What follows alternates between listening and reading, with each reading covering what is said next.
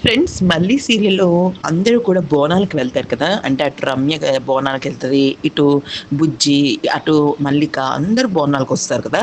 అయితే ఆ సమయంలో అమ్మవారు ఒకరి మీద వాలుతారనమాట.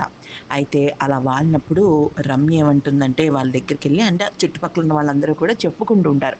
ఏమనంటే ఆవిడ మహిమ కలది. ఆవిడ ఏం చెప్తే అది జరుగుతుంది అని అంటే సరే అని చెప్పేసి రమ్య ఏం చేస్తుందంటే ఆవిడ దగ్గరికెళ్ళి అమ్మ నా పిల్లల్ని నేను కోల్పోయాను అంటే ఆవిడేమంటుందంటే, "నీ పిల్లలు నీ చుట్టుపక్కలే ఉన్నారు" అనంగానే కొంచెం అనుమాన పడుతుందనమాట రమ్య. ఏంటి ఈవిడ ఏం చెప్తోంది అనేసి. అయితే ఆవిడ ఉద్దేశ్యం ఏంటంటే, "నీ పిల్లలు నీ చుట్టుపక్కలే ఉన్నారు. ఇక్కడే ఈ గుడిలోనే ఉన్నారు. బోనాల జాతరకి వాళ్ళు కూడా వచ్చారు.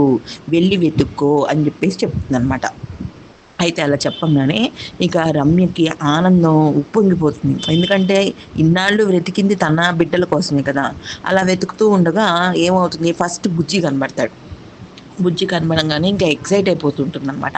అయితే బుజ్జికి కొంచెం దూరంలో మన ఇది తినుంటుంది మల్లిక. బుజ్జి, మల్లికలు పక్క పక్కనే ఉంటారు గానీ వాళ్ళిద్దరికి తెలీదు. ఎందుకంటే వాళ్ళిద్దరు కూడా విడిపోయారు. ఆ విషయం రమ్యకి తెలీదు గదా! కానీ కొంచెం దూరంలో ఉంటారనమాట. కానీ ఫస్ట్ రమ్య చూస్తుంది బుజ్జినే చూస్తుంది. తర్వాత మల్లికను కూడా చూస్తుందనమాట. సరే ఇంక ఎక్సైట్‌మెంట్ అదిగో ఈ ఫోటో చూసారు గదా! ఇంత దూరంలో ఉంటారు. అంటే ఇద్దరికిద్దరు కనిపించట్లేదు.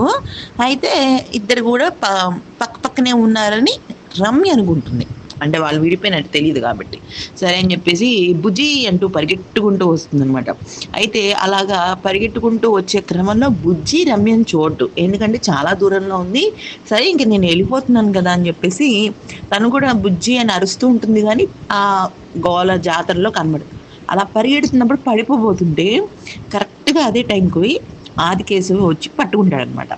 అయితే కేవలం మళ్ళీ సీరియల్‌లో మాత్రమే జరిగే ఒక ట్విస్ట్ ఏంటో చెప్పమంటారా? ఫస్ట్ ఆదికేశవ మళ్ళీ సారీ రమ్యని పట్టుకుంటాడు. కానీ రమ్యని చూడడనమాట. ఎవరో ఒక ఆవిడ అంటది, "ఫ్రెండ్స్ అన్నేళ్ళు కాపురం చేసిన భార్య ఎలా ఉంటుందో తెలీదా? గంతలు కట్టుకున్న బుజ్జినే కనిపెట్టాడు. అలాంటిది రమ్యని పట్టుకున్న తన తన తెలిసిపోద్ది గదా! సరే ఏదైతేనేమైందో ఒకళ్ళనొకళ్ళు ఫేస్‌లయితే చూసుకుంటారు. చూసుకొని షాక్ అయిపోతారనమాట. మరి ఇప్పుడు ఏమన్నా తెలుస్తుందా? అంటే రమ్యకి ఆదికేశవని చూసింది. ఆదికేశవ రమ్యని చూసాడు. మరి ఇద్దరు కలుసుకుంటారా? లేకపోతే రమ్య తనని తోసేసి తప్పించుకుంటుందా? అనే విషయం తెలీదు గానీ, మొత్తానికైతే మాత్రం నలుగురు ఒకే చోటున్నారు. నలుగురు చకచకా కలిసిపోయారు.